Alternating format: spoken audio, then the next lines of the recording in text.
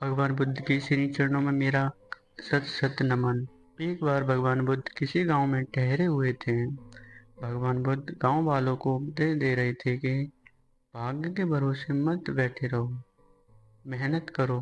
जीवन में भाग्य का महत्व है, लेकिन भाग्य के भरोसे बैठकर अपने मूल्यवान समय को बर्बाद मत करो, क्योंकि मेहनत करने से तो भाग्य की रेखाएं बदल जाती हैं। भाग्य क्या है? आज किया गया कर्म ही तुम्हारा भाग्य बनता है। कर्म के द्वारा जो बीज बोओगे, फसल भी उसी की मिलेगी। जैसा कर्म तुम आज करोगे, वैसा ही तुम्हारा भविष्य होगा। सौभाग्य और दुर्भाग्य तुम्हारे ही हाथ में है। कर्म की प्रधानता को समझना होगा कि जैसा कर्म होगा वैसा ही फल मिलेगा। जीवन को सफल बनाने के लिए पाप और पुण्य का बड़ा महत्व है। पूरी सावधानी रखो कि पाप होने ना पाए, क्योंकि पाप की सजा जरूर मिलती है। यह जीवन पिछले पापों से छुटकारा पाने के लिए और दूसरे नए पापों से बचने के लिए मिला है। और कोशिश करो हमसे पुण्य कर्म हो। तुम अपने जीवन को धर्म के मार्ग पर चलाओ। तुम्हारे किए हुए पुण्यों से धर्म को शक्ति मिलती है। यह मानव का जीवन बड़े सौभाग्य से मिला है। इसे सावधानी पूर्वक जीना चाहिए।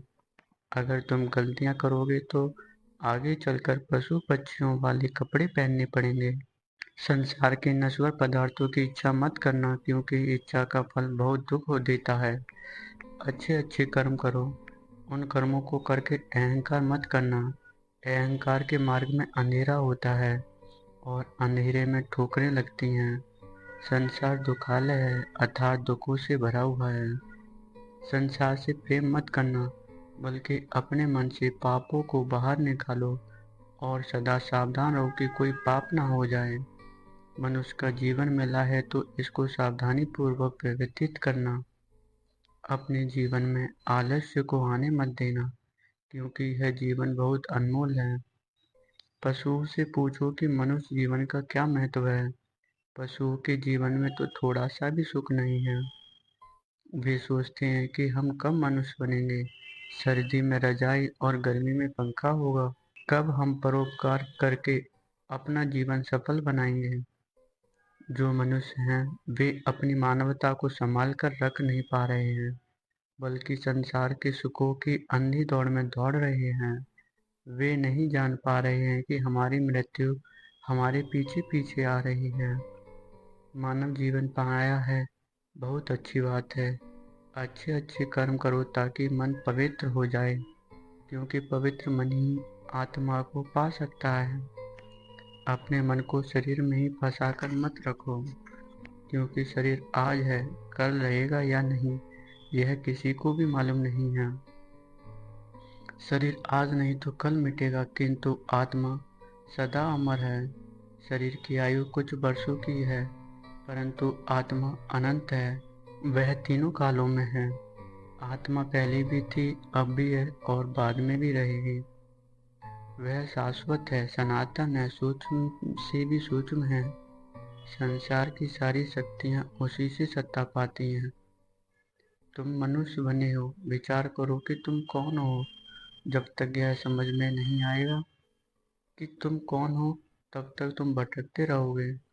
जब तक तुम अपनी भूल में सुधार नहीं करोगे, तब तक तुम शांति को प्राप्त नहीं कर सकते। शांति को पाना है तो मन को पवित्र करके आत्मा का अनुभव कर लो। आत्मा में ही अनंत विश्राम है। यह शरीर कुछ समय के लिए मिला है। वास्तव में तुम्हारा शरीर जिससे शक्ति पा रहा है वह आत्मा ही है, और वही आत्मा तुम्हारे शरीर में मौजूद है। आत्मा को जानना, आत्मा को समझना, आत्मा को पाना, आत्मा का अनुभव करना और आत्मा का साक्षात्कार करना, यह सब मनुष्य शरीर के द्वारा ही संभव है। बस तुम सावधान हो जाओ कि मन में कोई गलत विचार आने ना पाए। पहले मन में गलत विचार आता है, फिर वह विचार बलवान होने पर गलत कर्म करवा देता है। गलत कर्म का मतलब है पाप का जन्म हो जाना। भगवान बुद्ध ने कहा कि तुम्हारे जीवन के साथ साथ मृत्यु भी दौड़ रही है। बचपन और यौवन कब निकल जाएंगे पता भी नहीं चलेगा। शरीर भी अनेक रोगों से घिरा रहता है। इस शरीर की शारीरिक और मानसिक दोनों प्रकार के रोगों से रक्षा करनी पड़ती है। रोग और भोग दोनों शरीर को निर्बल करते रहते हैं। रोगी और भोगी दोनों को ज्ञान अच्छा नहीं लगता। जिनका तन और मन स्वस्थ नहीं होता, वे परमार्थ का लाभ नहीं उठा पाते। मनुष्य को चाहिए कि वह अपनी आयु रूपी संपदा का पूरा पूरा लाभ उठाए। अगर मनुष्य चाहे तो अपने जीवन में अच्छे अच्छे कर्म करके श्रेष्ठ प्रगति कर सकता है। जीवन में संयम को धारण करें, व्यर्थ की कामनाओं का त्याग करें, ज्ञान का दीपक जलाकर कामनाओं का विसर्जन करें। क्रोध को आग समझकर उससे सदा दूर रहना चाहिए। सदा ज्ञान का सत्संग करो, क्योंकि शुभ विचारी समस्त समस्याओं का समाधान है। बुद्ध ने कहा कि अपने जीवन से सदा लोभ को दूर रखो, क्योंकि तुम्हारे बूढ़े होने पर भी लोभ बूढ़ा नहीं हो पाता और लोभ सदा भूखा ही रहता है। उसका पेट कभी भी नहीं भर पाता।